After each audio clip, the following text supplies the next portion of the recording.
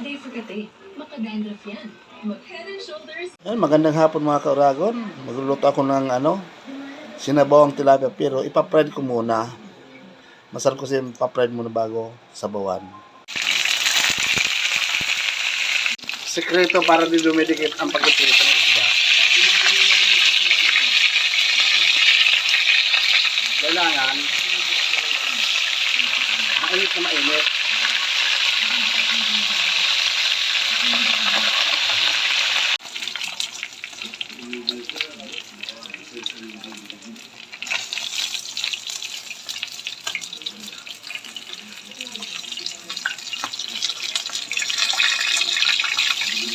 Nakaprito na. Yung isa, ulo, sasabuan ko, tsaka yung isang hilaw. Ito naman, ayaw i-fried ng asawa ko. Ito naman dalawang fried sa anak ko. Ayan, di ba?